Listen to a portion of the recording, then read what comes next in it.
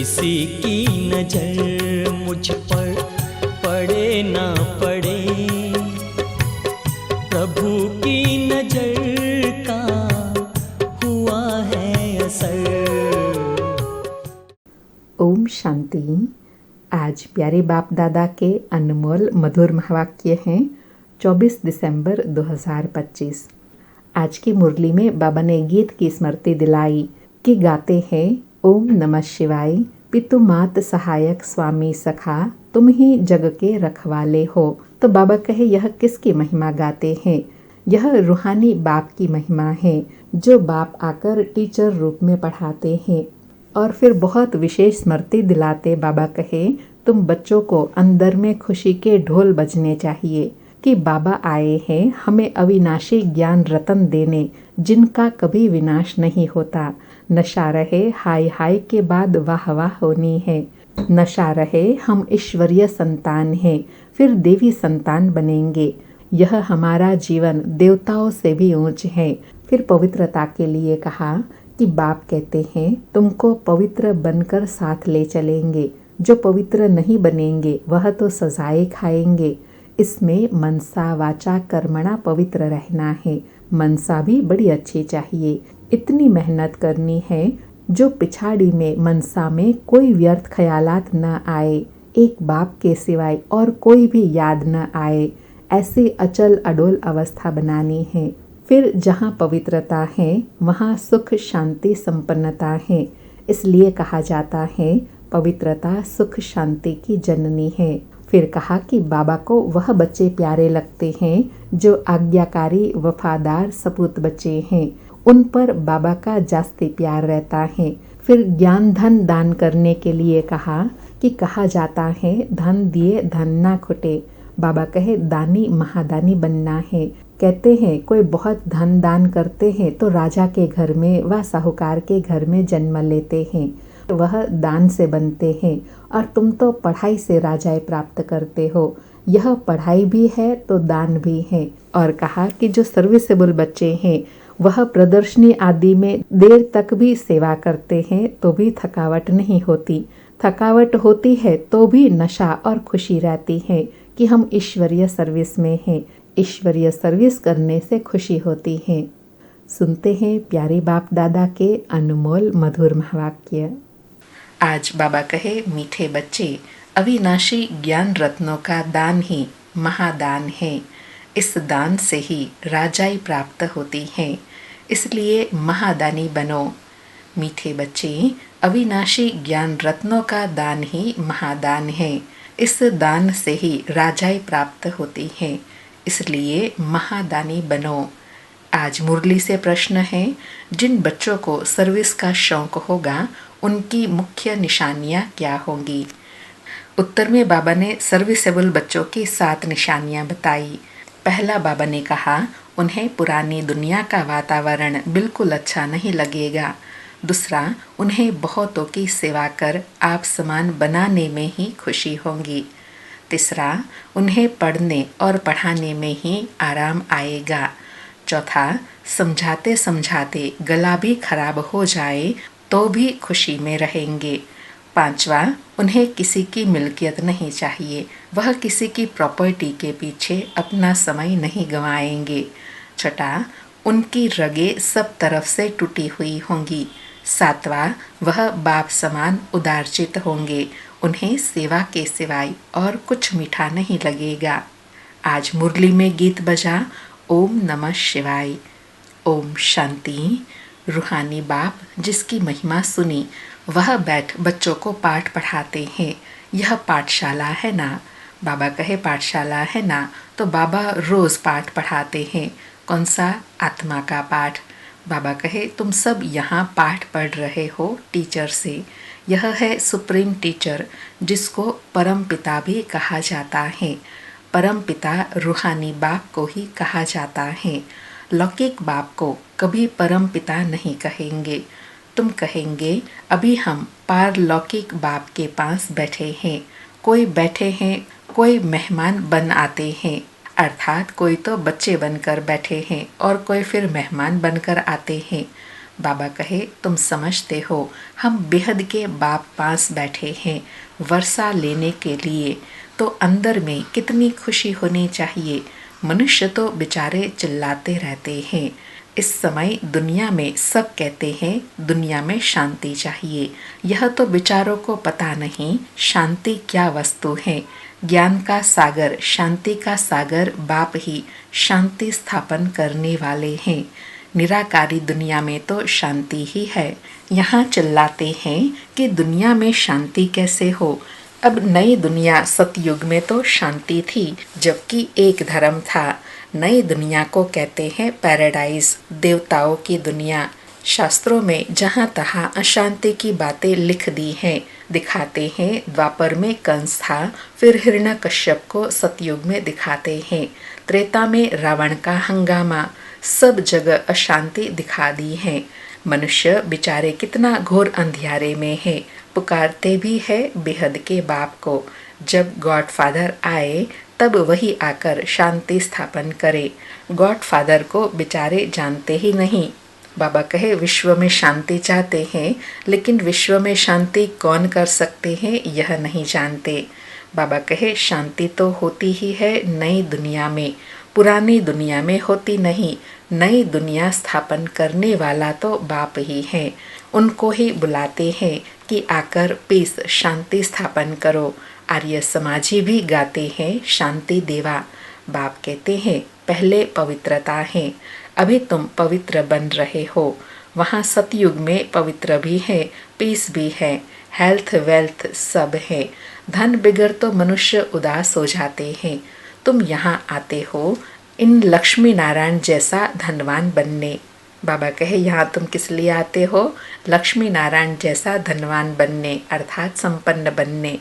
बाबा कहे, यह विश्व के मालिक थे ना, तुम आए हो विश्व का मालिक बनने, परंतु वह दिमाग सबका नंबरवार है।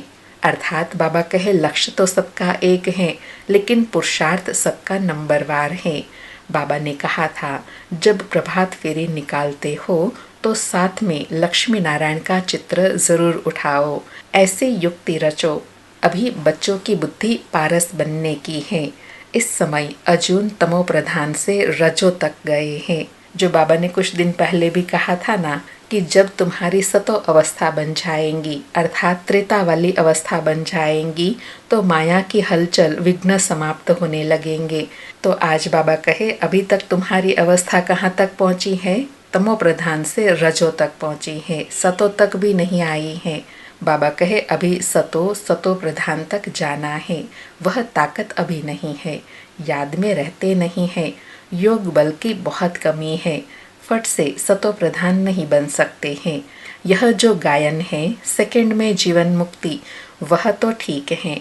तुम ब्राह्मण बने हो तो जीवन मुक्त बन ही गए। फिर जीवन मुक्ति में भी सर्वोत्तम, मध्यम, कनिष्ठ होते हैं। जो बाप का बनते हैं तो जीवन मुक्ति मिलती जरूर है। भल बाप का बन फिर बाप को छोड़ देते हैं तो भी जीवन मुक्ति जरूर मिलेंगी, अर्थात स्वर्ग में तो जरूर आएंगे।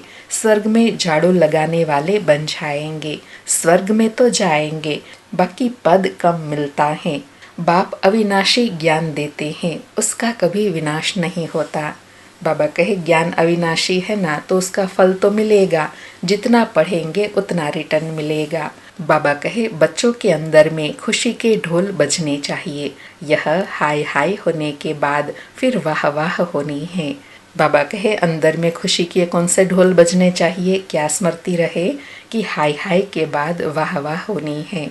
बाबा कहे, तुम अभी ईश्वरीय संतान हो, फिर बनेंगे देवी संतान। इस समय तुम्हारी यह जीवन हीरे तुल्य है। तुम भारत की सर्विस कर भारत को पीसफुल बनाते हो। वहाँ सतयुग में पवित्रता, सुख, शांति सब रहती है। यह जीवन तुम्हारा देवताओं से भी ऊंच है। अभी तुम रचता बाप को और सृष्टि चक्र को जानते हो। कहते हैं यह त्योहार आदि जो भी है परंपरा से चले आते हैं, परंतु कब से? बाबा कहे, परंपरा भी कब से शुरू हुए यह कोई नहीं जानते। समझते हैं जब से सृष्टि शुरू हुई। रावण को जलाना आदि भी परंपरा से चला आता है। बाबा कहे, अब सतयुग में रावण तो होता नहीं, वहाँ कोई भी दुख नहीं है, इसलिए गॉड को भी याद नहीं करते। यहाँ सब गॉड को याद करते रहते हैं, समझते हैं गॉड ही विश्व में शांति करेंगे, इसलिए कहते हैं आकर के रहम करो, हमको दुख से लिबरेट करो। बच्चे ही बाप को बुलाते हैं, क्योंकि बच्चों ने ही सुख देखा है। बाबा कहे, कौन से बच्चे मुझे ज़्यादा बुलाते हैं? जिन बच्चों ने ज़्यादा सुख देखा है वही दुख में याद करते हैं। बाप कहते हैं, तुमको पवित्र बनाकर साथ ले चलेंगे, जो पवित्र नहीं बनेंगे वह तो सजा खाएंगे। इसमें मनसा वाचा कर्मणा पवित्र रहना है। बाबा कहे, सजाओं से बचने के लिए मनसा वाचा कर्मणा पवित्र रहना है। मनसा भी बड़ी अच्छी चाहिए। बाबा कहे, मनसा भी बड़ी अच्छी चाहिए, इतनी मेहनत करनी है जो पिछाड़ी में मनसा में कोई व्यर्थ ख्यालात न आए, एक बाप के सिवाय कोई भी याद न आए। अंडरलाइन, बाबा कहे, कैसी अवस्था बनानी है कि अंत में एक बाबा के सिवाय और कोई भी याद न आए। बाप समझाते हैं, अभी मनसा तक तो आएंगे जब तक कर्मातीत अवस्था हो। हनुमान मिसल अचल अडोल बनो, उसमें ही तो बड़ी मेहनत चाहिए। जो आज्ञाकारी वफादार सपूत बच्चे होते हैं, बाप का प्यार भी उन पर जास्ती रहता है। 5 विकारों पर जीत न पाने वाले इतने प्यारे लग न सके। तुम बच्चे जानते हो, हम कल्प कल्प बाप से यह वर्षा लेते हैं, तो कितनी खुशी का पारा चढ़ना चाहिए। यह भी जानते हो, स्थापना तो जरूर होनी है। यह पुरानी दुनिया कब्र दाखिल होनी जरूर है। हम परिस्तान में जाने लिए कल्प पहले मिसल पुरुषार्थ करते रहते हैं। यह तो कब्रिस्तान है ना। पुरानी दुनिया और नई दुनिया की समझानी सीढ़ी में है। यह सीढ़ी कितनी अच्छी है। बाबा कहे, यह सीढ़ी का चित्र कितना अच्छा है, तो भी मनुष्य समझते नहीं है।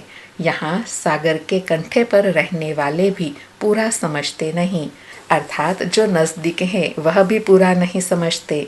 बाबा कहे, तुम्हें ज्ञान धन का दान तो जरूर करना चाहिए। धन दिए धन ना खुटे, दानी महादानी कहते हैं ना। जो हॉस्पिटल धर्मशाला आदि बनाते हैं उनको महादानी कहते हैं। उसका फल फिर दूसरे जन्म में अल्पकाल के लिए मिलता है। समझो, धर्मशाला बनाते हैं तो दूसरे जन्म में मकान का सुख मिलेगा। कोई बहुत बहुत धन दान करते हैं तो राजा के घर में व साहूकार के घर में जन्म लेते हैं, वह दान से बनते हैं। बाबा कहे, तुम पढ़ाई से राज्य पद पाते हो। पढ़ाई भी है, दान भी है। यहाँ है डायरेक्ट, भक्ति मार्ग में है इनडायरेक्ट। शिव बाबा तुमको पढ़ाई से ऐसा बनाते हैं। बाबा कहे, वहाँ सब प्राप्ति किस आधार से है? दान करने से, और वो भी अल्पकाल के लिए, एक जन्म के लिए। और यहाँ पढ़ाई और दान दोनों हैं, लेकिन डायरेक्ट बाबा देते हैं, इसलिए फल और प्राप्ति भी ज़्यादा हैं। बाबा कहे, शिव बाबा के पास तो है ही अविनाशी ज्ञान रतन, एक एक रतन लाखों रुपयों के हैं। भक्ति के लिए ऐसे नहीं कहा जाता, ज्ञान इसको कहा जाता है। शास्त्रों में भक्ति का ज्ञान है, भक्ति कैसे की जाए उसके लिए शिक्षा मिलती है। तुम बच्चों को है ज्ञान का कापारी नशा, अर्थात अलौकिक खुशी है, नशा है। तुम्हें भक्ति के बाद ज्ञान मिलता है। ज्ञान से विश्व की बादशाही का कापारी नशा चढ़ता है। जो जास्ती सर्विस करेंगे उनको नशा चढ़ेगा। प्रदर्शनी अथवा म्यूजियम में भी अच्छा भाषण करने वालों को बुलाते हैं ना, वहाँ भी जरूर नंबरवार होंगे। महारथी घोड़ेसवार प्यादे होते हैं। दिलवाड़ा मंदिर में भी यादगार बना हुआ है। तुम कहेंगे यह है चैतन्य दिलवाड़ा। कौन सा? मधुबन बाबा का घर है चैतन्य दिलवाड़ा। वह है जड़, तुम हो गुप्त, इसलिए तुमको जानते नहीं। बाबा कहे, तुम हो राज ऋषि, वह है हठ योग ऋषि। अभी तुम ज्ञान ज्ञानेश्वरी हो, ज्ञान सागर तुमको ज्ञान देते हैं। तुम अविनाशी सर्जन के बच्चे हो। सर्जन ही नबस देखेगा, अर्थात उनको ही स्थिति का पता चलता है। जो अपनी नबस को ही नहीं जानते तो दूसरों को फिर कैसे जानेंगे। तुम अविनाशी सर्जन के बच्चे हो ना। ज्ञान अंजन सतगुरु दिया, अज्ञान अंधेर विनाश, यह ज्ञान इंजेक्शन है ना। बाबा कहे यह ज्ञान इंजेक्शन है जिससे आत्मा में शक्ति भरती है। बाबा कहे आत्मा को इंजेक्शन लगता है ना, यह महिमा भी अभी संगम की है, सतगुरु की ही महिमा है। गुरुओं को भी ज्ञान इंजेक्शन सतगुरु ही देंगे। तुम अविनाशी सर्जन के बच्चे हो तो तुम्हारा धंधा ही है ज्ञान इंजेक्शन लगाना। डॉक्टर में भी कोई मास में लाख, कोई 500 भी मुश्किल कमाएंगे। नंबर वार 1-2 के पास जाते हैं ना। हाई कोर्ट सुप्रीम कोर्ट में जजमेंट मिलती है, फांसी पर चढ़ना है। फिर प्रेसिडेंट पास अपील करते हैं तो वह माफ भी कर देते हैं।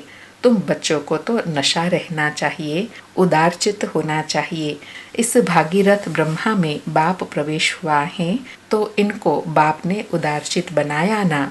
खुद तो कुछ भी कर सकते हैं ना, वह इनमें आकर मालिक बन बैठा, अर्थात शिव बाबा ब्रह्मा बाबा में आकर मालिक बन बैठे हैं। बाबा श्रीमत दे चलाते हैं। बाबा कहते चलो यह सब भारत के कल्याण के लिए लगाना है। तुम धन लगाते हो भारत के ही कल्याण के लिए। कोई पूछे खर्चा कहाँ से लाते हो, बोलो हम अपने ही तन मन धन से सर्विस करते हैं। हम राज्य करेंगे तो पैसा भी हम लगाएंगे, हम अपना ही खर्चा करते हैं। हम ब्राह्मण श्रीमत पर राज्य स्थापन करते हैं। जो ब्राह्मण बनेंगे वही खर्चा करेंगे, अर्थात जो पढ़ेंगे तो पढ़ाई का खर्चा भी वही करेंगे ना। तो हम भी बाबा से राजा ही लेते हैं तो खर्चा भी हम करेंगे ना। बाबा कहे शूद्र से ब्राह्मण बने फिर देवता बनना है। बाबा तो कहते हैं सब चित्र ऐसे ट्रांसलाइट के बनाओ जो मनुष्य को कशिश हो। कोई को जट से तीर लग जाए, कोई जादू के डर से आएंगे नहीं। मनुष्य से देवता बनना यह जादू है ना। बाबा कहे यह जादू हुआ ना। भगवान आज मैं तुमको राजयोग सिखाता हूँ। हठ योगी कभी राजयोग सिखला न सके। यह बातें अभी तुम समझते हो। तुम मंदिर लायक बन रहे हो। इस समय यह सारी दुनिया बेहद की लंका है। सारे विश्व में रावण का राज्य है। बाकी सतयुग त्रेता में यह रावण आदि हो कैसे सकते। बाप कहते हैं अभी मैं जो सुनाता हूँ वह सुनो। इन आँखों से कुछ भी देखो नहीं। यह पुरानी दुनिया ही विनाश होनी है। इसलिए हम अपने शांति धाम सुख धाम को ही याद करते हैं। अभी तुम पुजारी से पूज्य बन रहे हो। यह नंबर 1 पुजारी थे। ब्रह्मा बाबा नारायण की बहुत पूजा करते थे। अब फिर पूज्य नारायण बन रहे हैं। तुम भी पुरुषार्थ कर बन सकते हो।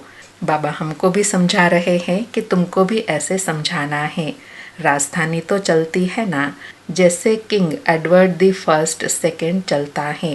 बाप कहते हैं तुम सर्वव्यापी कहकर हमारा तिरस्कार करते आए हो, फिर भी हम तुम्हारा उपकार करता हूँ। यह खेल ही ऐसा वंडरफुल बना हुआ है। पुरुषार्थ जरूर करना है। कल्प पहले जो पुरुषार्थ किया है वही ड्रामा अनुसार करेंगे। जिस बच्चे को सर्विस का शौक रहता है उसको रात दिन यही चिंतन रहता है। बाबा कहे सर्विस के शौक वाले बच्चों को रात दिन कौन सा चिंतन रहता है कि ऐसा क्या करे जिससे सबको बाबा का परिचय मिले। बाबा कहे तुम बच्चों को बाप से रास्ता मिलता है तो तुम बच्चों को सर्विस बिगर और कुछ अच्छा नहीं लगता है। दुनियावी वातावरण अच्छा नहीं लगता है। सर्विस वालों को सर्विस बिगर आराम नहीं। टीचर को पढ़ाने में मज़ा आता है। अब तुम बने हो बहुत ऊंच टीचर। बाबा अंडरलाइन करा रहे हैं कि अब तुम कौन बने हो, बहुत ऊंच टीचर। तो जैसे टीचर को पढ़ाने बिगर मज़ा नहीं आएगा, ऐसे बाबा कहे तुम्हारे में जो अच्छे सर्विसेबल हैं उनको भी सर्विस के बिना मज़ा नहीं आएगा, आराम नहीं आएगा। बाबा कहे तुम्हारा धंधा ही यह है। जितना अच्छा टीचर बहुतों को आप समान बनाएंगे उनको इतना इजाफा मिलता है। उनको पढ़ाने बगैर आराम नहीं आएगा। प्रदर्शनी आदि में रात को 12 बज जाते हैं तो भी खुशी होती है। थकावट होती है, गला खराब हो जाता है, तो भी खुशी में रहते हैं। बाबा कहे सर्विस का नशा है ना खुशी है, और जितना सर्विस करते हैं उतनी खुशी और बढ़ जाती है। तो इसलिए बाबा कहे थकावट होते हुए भी थकावट महसूस नहीं होती, उसमें खुशी ज़्यादा होती है। बाबा कहे ईश्वरीय सर्विस है ना, यह बहुत ऊंच सर्विस है, उनको फिर कुछ भी मीठा नहीं लगता। कहेंगे हम यह मकान आदि लेकर भी क्या करेंगे, हमको तो पढ़ना है, यही सर्विस करनी है। मिल्कियत आदि में खिटपिट देखेंगे तो कहेंगे यह सोना ही किस काम का जो कान कटे, अर्थात ऐसी चीज़ क्या काम की जो हमारा ही नुकसान हो। बाबा कहे सर्विस से तो बेड़ा पार होना है। बाबा कह देते हैं मकान भी भल उनके नाम पर हो, बीके को तो अच्छी सर्विस करनी है। इस सर्विस में कोई बाहर का बंधन अच्छा नहीं लगता है, कोई की तो रग जाती है, कोई की रग टूटी हुई रहती है। बाप कहते हैं मन मना भाव तो तुम्हारे विक्रम विनाश होंगे, बहुत मदद मिल जाती है। इस सर्विस में तो लग जाना चाहिए, इसमें आमदनी है बहुत। बाबा कहे इस सर्विस में आमदनी इतनी है तो इसमें लग जाना चाहिए, सर्विस का शौक होना चाहिए, तो खुशी भी बनी रहेंगी। बाबा कहे मकान आदि की बात नहीं, मकान दे और बंधन डाले तो ऐसे लेंगे नहीं। जो सर्विस नहीं जानते वह तो अपने काम के नहीं। टीचर आप समान बनाएंगे, नहीं बनते तो वह क्या काम के। हैंड्स की बहुत ज़रूरत रहती है ना, इसमें भी कन्याओं माताओं की जास्ती ज़रूरत रहती है। बच्चे समझते हैं बाप टीचर हैं, बच्चे भी टीचर चाहिए, क्योंकि बाबा हमेशा कहते हैं ना एक बाबा तो कितनी सर्विस करेंगे, तो फिर बच्चों को मददगार बनना है। बाबा कहे ऐसे नहीं कि टीचर और कोई काम नहीं कर सकते हैं, सब काम करना चाहिए। अर्थात ऐसे नहीं कि सिर्फ ज्ञान सुनाने की ही सेवा करनी है, और भी स्थूल सूक्ष्म सब सेवाएं होती हैं, सब करना है। अच्छा, मीठे मीठे सिकिलधे बच्चों प्रति माता पिता बाप दादा का याद प्यार और गुड मॉर्निंग। रूहानी बाप की रूहानी बच्चों को नमस्ते। हम रूहानी बच्चों की रूहानी माता पिता बाप दादा को याद प्यार गुड मॉर्निंग और नमस्ते नमस्ते। सारी मुरली से धारणा के लिए सार हैं। पहला पॉइंट, दिन रात सर्विस के चिंतन में रहना है और सब रगे तोड़ देनी है।